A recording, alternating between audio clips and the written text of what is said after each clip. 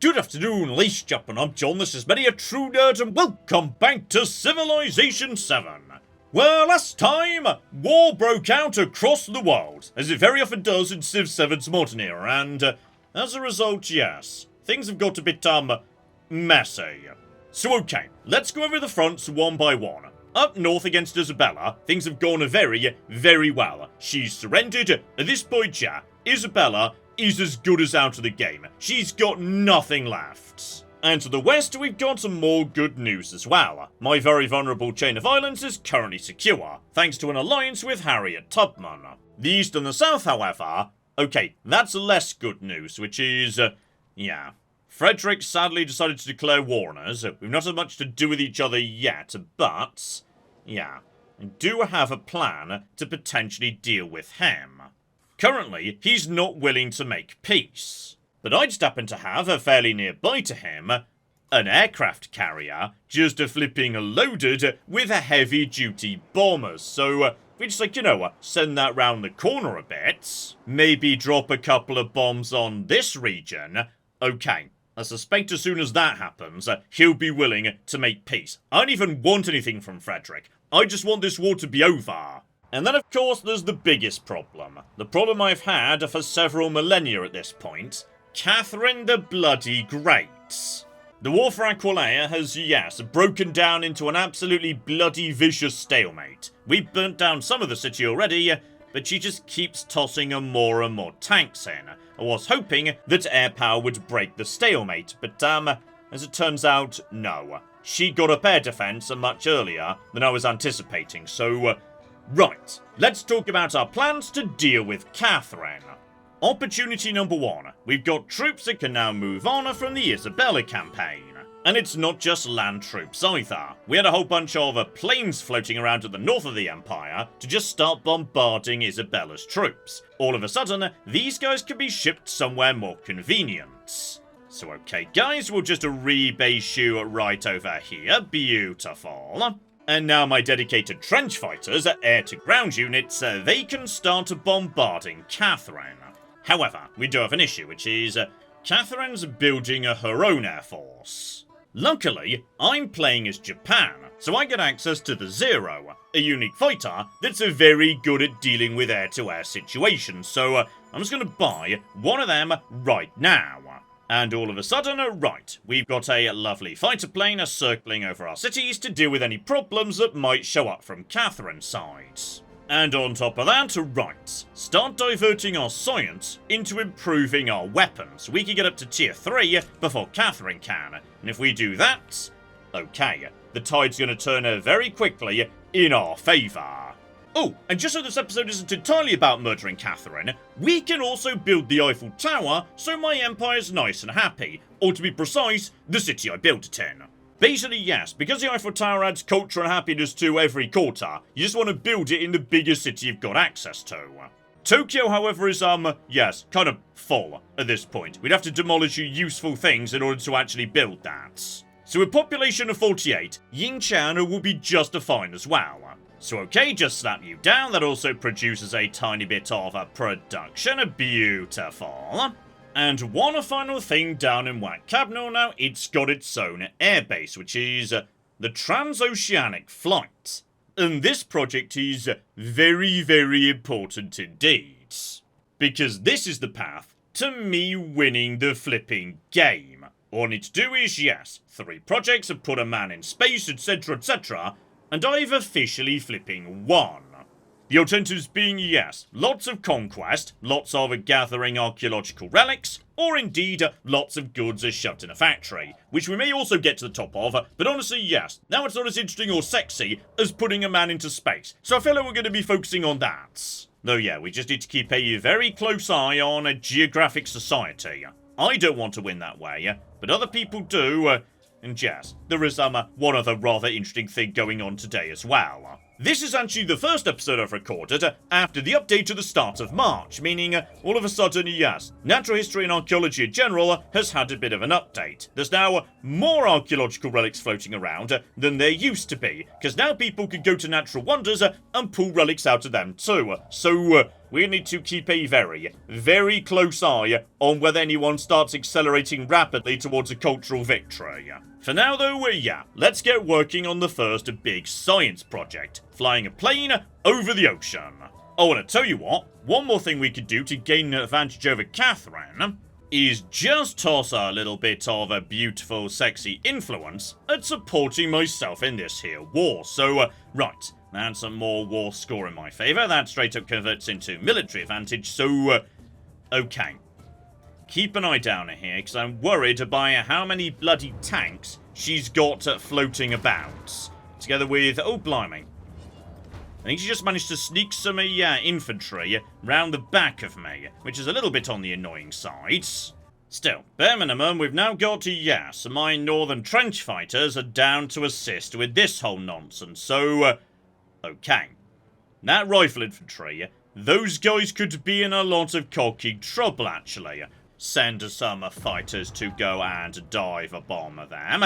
As we do, we gain more and more flipping experience for this here airfields. We do also have bombers here. Now, if I send you in, there's a good chance you're going to take some damage, but thinking about it, I think it might actually be worthwhile, because even if I lose units, I can build them again faster than Catherine can. Like, I am confident my production and gold economy is superior to hers, so basically, I'm just going to keep bombing Aquileia. So okay, deploy one bomber in that direction, and can't help but notice there wasn't an air response from Catherine right there. I think possibly we've worn her air defences down by just, you know, throwing ourselves at her over and over and over again. So, right, Operation Drown Catherine in Blood, that might actually work quite nicely. And meanwhile, as time goes on, oh yeah, our units are now just getting closer and closer to this here bloody train station. In fact, I believe the first ones are ready to start moving. So, right, welcome to Oxford University. You guys just mosey this direction. Once the northern troops arrive, I think we'll be ready to, yes, swarm over Catherine and finally take Aquileia. But bear in mind, it's not actually what I want to achieve.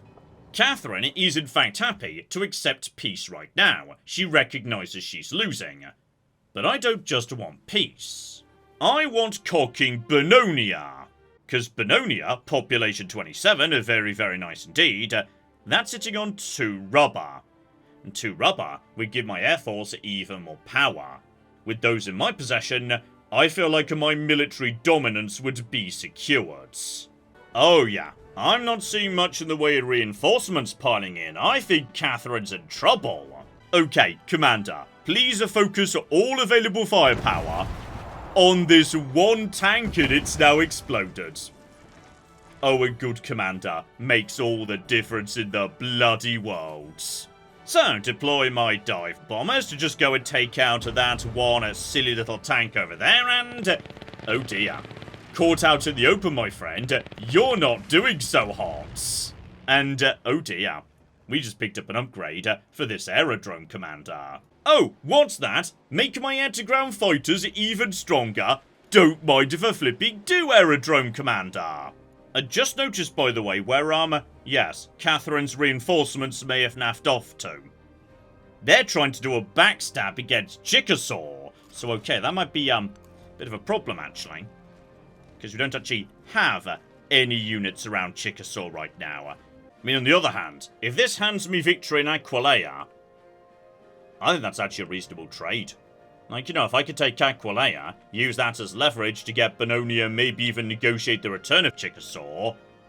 Okay, I'm just concerned this place has only got ancient walls and no units inside it. I think Catherine's just made a very clever move, actually. So, okay. It's possible she can't, like, break it in a one turn, just because of the number of rivers and whatnot.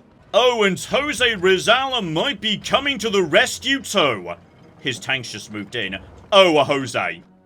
Thank you. Thank you so, so much. You have just saved me. Now, possibly, yes, she's also panicking, noticing damage to the outer regions of Bononia. That's why she may have moved those tanks back. So, okay.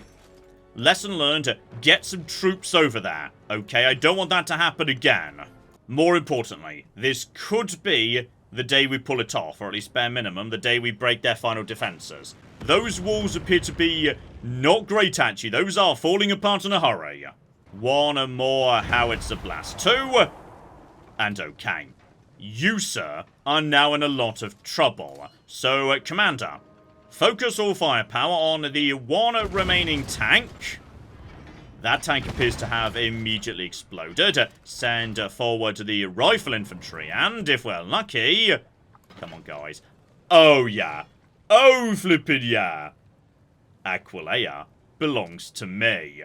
Okay, she's willing to do it. She will trade the return of Aquileia for Bononia, but... Let's just see, yes, how desperate she is precisely, because... if I could just, take Rome off her, just for maximum humiliation points. Okay, she's not up for that. And tragically, yeah, that's the only city she's got with any wonders in it. Okay, I am very tempted to make that deal. If I did, that would mean, yes, I was at peace with everybody on my continent, apart from Frederick. And speaking of which, right, my bombers are almost in range. In fact, I might be able to get them in range right now. There we go, just a mosey forward. We've still got an escort with us. So, Frederick, my friend, I see you've got, oh dear, an aerodrome in progress, but not ready yet, meaning there's probably no air defense here. It's just a bomber, that, and, oh dear. That's, the wall's half gone. Then basically at this point we're just bombing that tank too, so okay! We've pretty much, yes, destroyed a tank unit and wiped out your defences in a single bloody attack. Hilariously, he still doesn't want to surrender. Normally, yeah, when you start bombing them, they've got no answer. The AI is in a bloody hurry to surrender. Okay, Frederick may have a, yes, nerves of steel beyond what I was anticipating. And okay, I need to consider city limit here as well, which is... right now, I'm maxed out, 17 out of 17. So I could probably push Catherine further and get a slightly better deal. If I do, that's going to put me over settlement cap, and then happiness might become an issue. Also, funny old thing, which is Aquileia is now basically a smouldering ruin. Everything has been destroyed, etc., etc. Bononia, meanwhile, is in excellent shape, barely been touched by the war at all. So, if I do this trade, I'm basically, yes, trading a broken ruin for a functional city. You know what? I'm flippin' doing it. I think that's a great deal for me. And there we go. The war is concluded.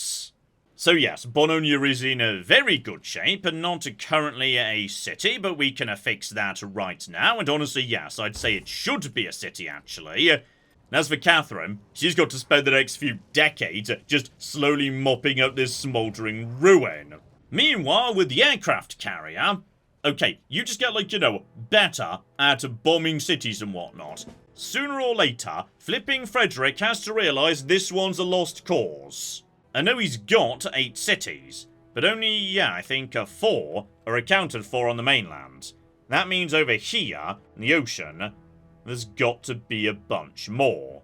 Some of those might be a lot more vulnerable to bombardment and being taken over, so, okay. I feel like that might be the smarter play.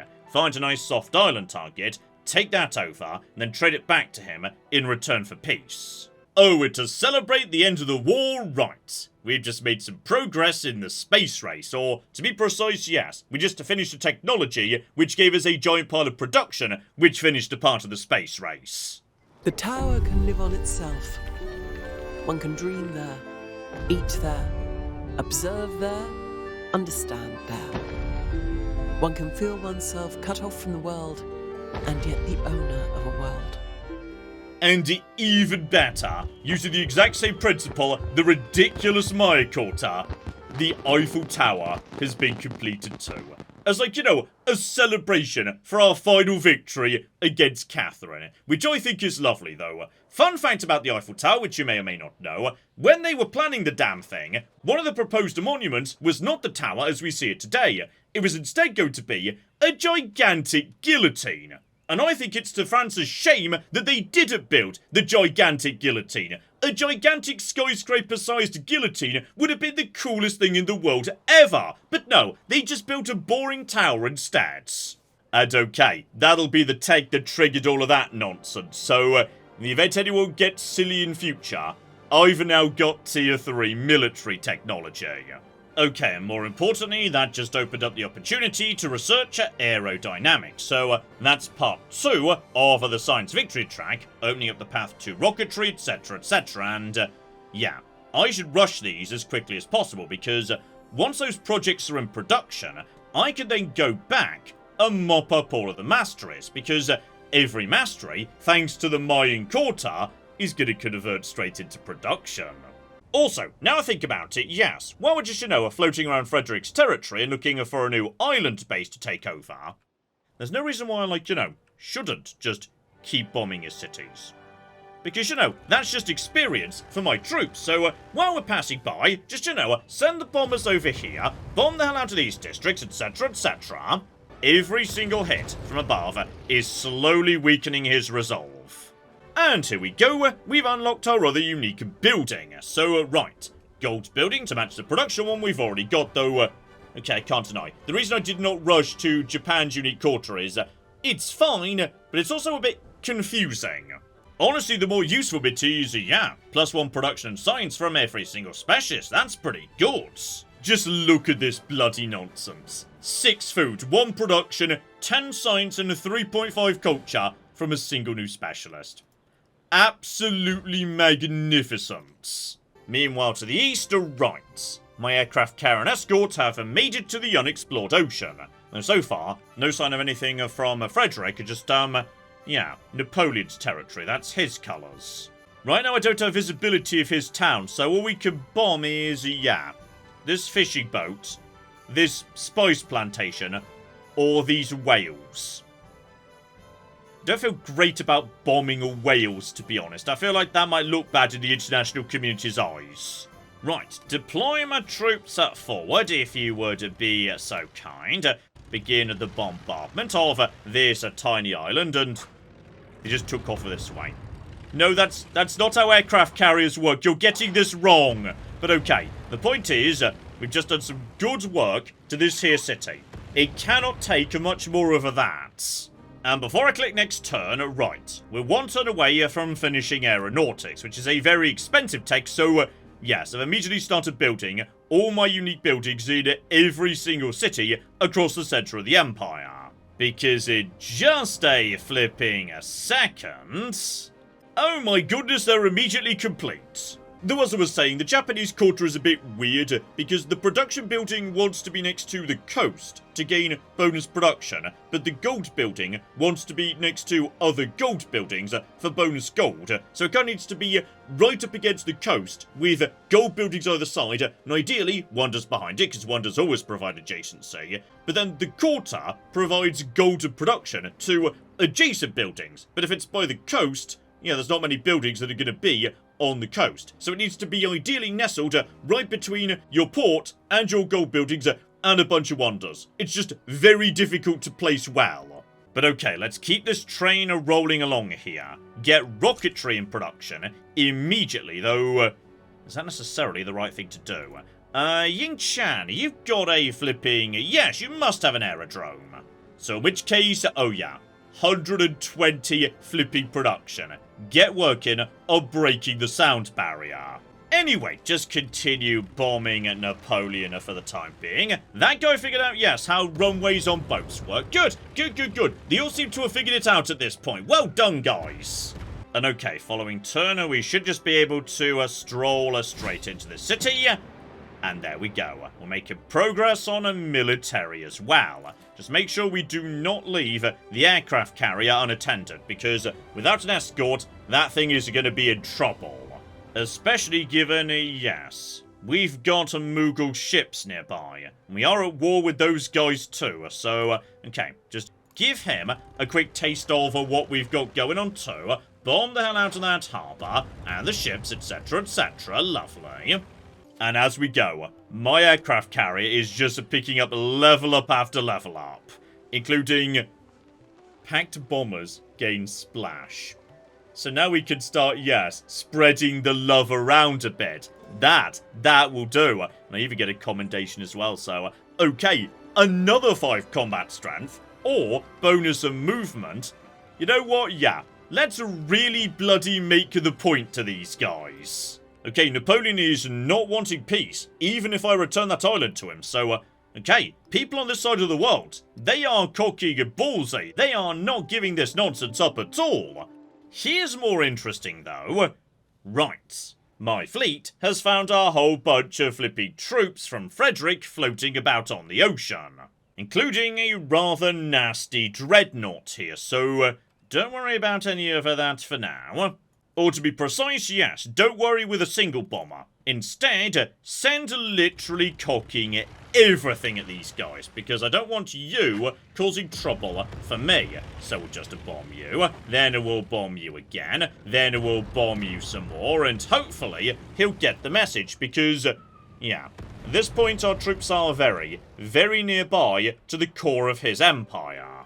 And now that destroyer's dealt with, okay, now we can have some flipping fun, because that's an elephant on a boat, isn't it? You're trying to ship an elephant over here to take this city that I've just taken, so, oh no. No. That's a war elephant. That makes this a legitimate war target, okay? Bombing the whales, that would have been bad. Bombing this here elephant, that's fine. Oh, and hilariously, right, I'm pretty sure us finishing rocketry just gave us enough production to finish the project, break the sound barrier. So, right, we're ready to roll straight onto the next thing. Oh, it's not just that though. Right, at the same time, we've actually reached the victory condition for Railroad Tycoon, but that doesn't mean we've actually won. What that means instead is we can start doing the final victory project if that's what we want to do. On the economic track, that's a yes, building the World Bank and then getting everyone to sign up to it. There he is, right in Tokyo. So the great banker, all he needs to do is go to every capital in the world, and then once he's done that, that's it. You just sort of win. This is why I don't really want to do this one. Like, launching a rocket into space, that's way more dramatic. Oh, and hilariously, yes, the leftover production from the Maya Quarter. Now let's put up a launch pad in 1 turn. But obviously, yeah, we're going to be doing 2 big projects here. So, what is the most production-y city in my empire right now? White Capital's, yeah, just shy of 120. Tokyo is just a tiny bit behind. Yinchan, just a tiny bit ahead. Lovely. So yeah, like a rail station, this just occupies a full tile and does actually give you some decent yields as well. So okay, we're just going to put this way out here at the very north of the empire on some very uninteresting terrain that wasn't really doing anything. And step 1, we now need to launch a satellite, which also unveils the entire map, which is kind of fun. And apparently, that's going to take 9 turns. I don't think it is actually, game.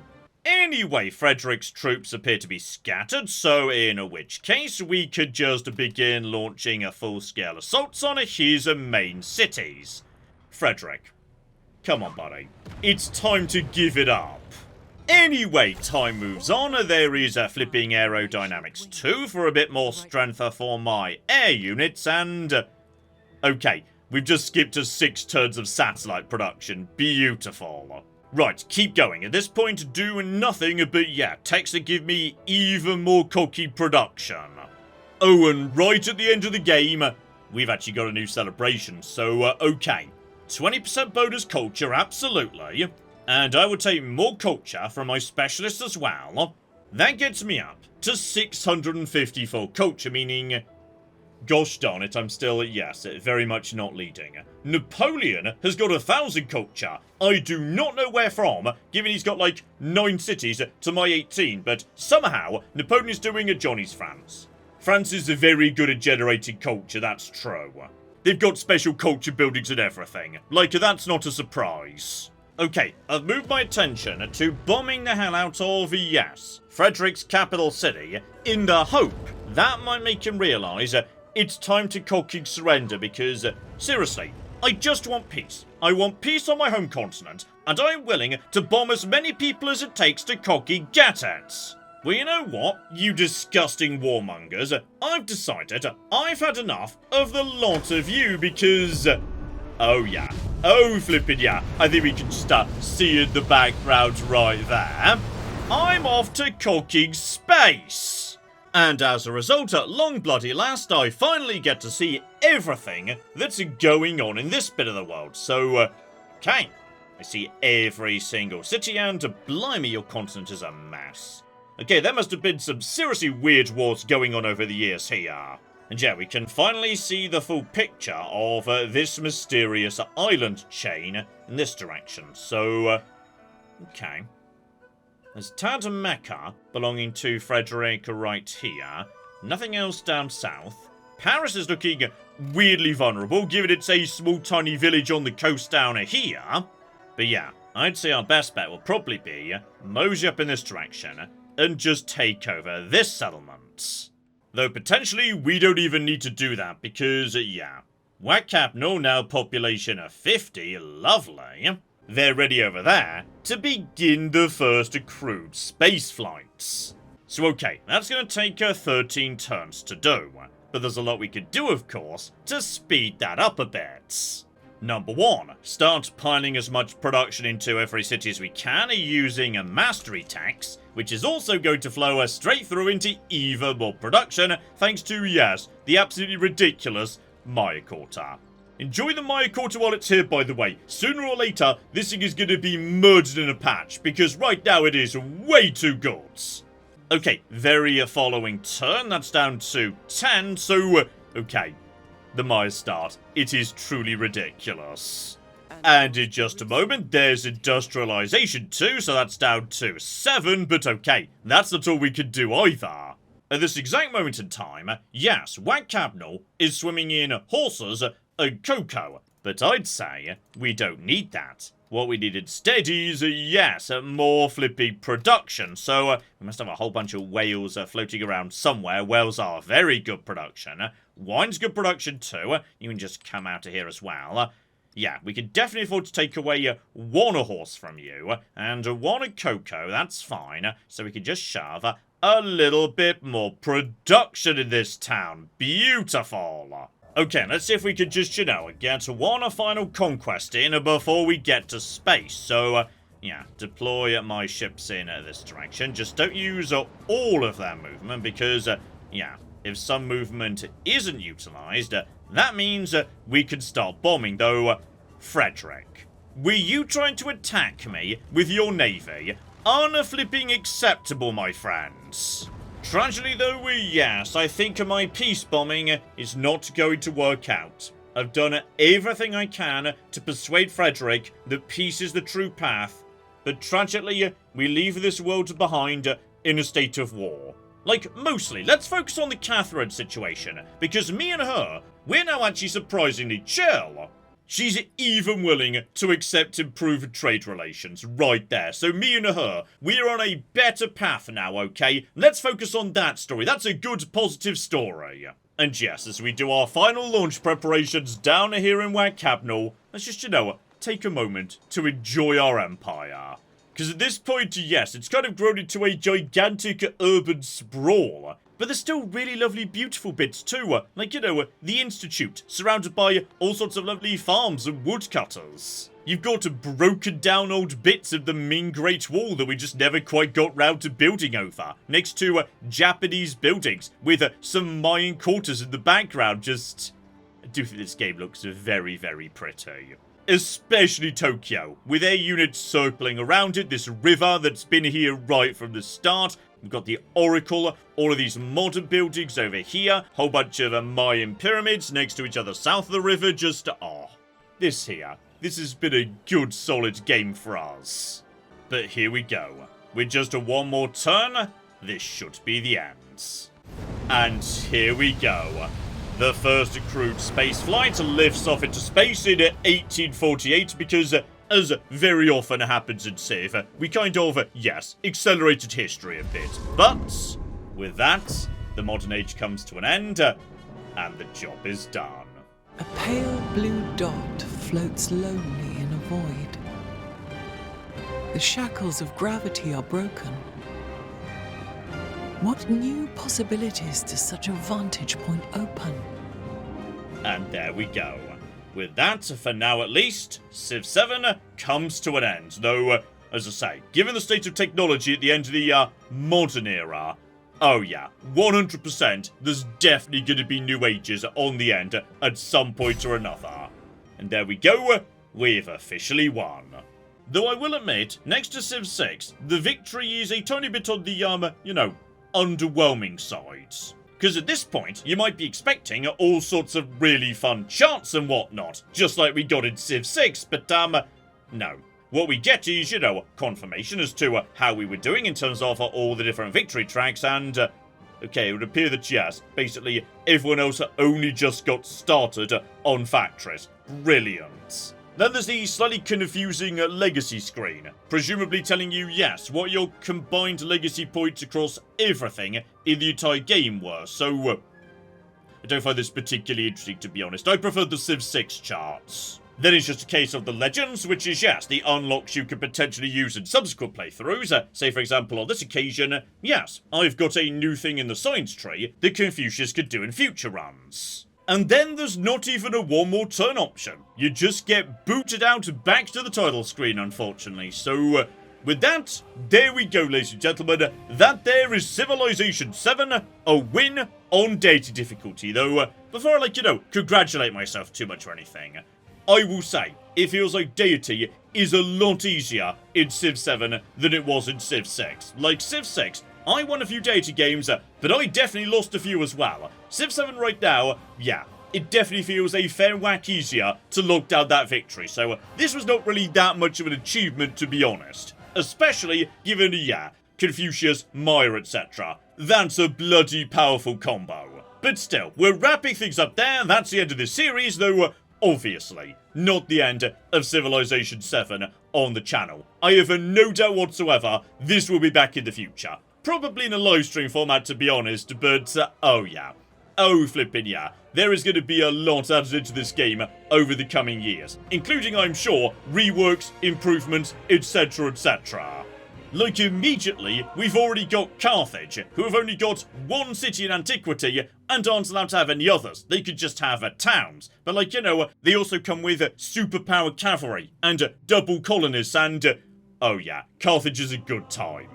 But let's not worry about that for the time being. Instead, yes indeed, that's the end of Civilization 7. It's a game that I will say does need a little bit of work yet. Bit of polish, UI in particular, definitely could do with some work, but I've had a lovely time with this. I've already put well over 100 hours into this game. I think it's great already, and I have no doubt in the future it is going to get even flipping better, and when that happens, oh yeah, as I say, we will most definitely be visiting a Civ 7 again. So hopefully you're looking forward to that. But in the meantime, I've been John, this has been Many a True Nerd, and this has been Civilization 7. Thank you very much, and goodbye. I really hope we've agreed open borders with Japan, by the way, otherwise they have basically just invaded. I may have picked the wrong fight over... Yep. And my cities, of course, have got even more flipping high-tech, though mysteriously still completely dependent on, an aqueduct. Now, I'm not saying your entire army is mostly already dead, but it kind of actually is.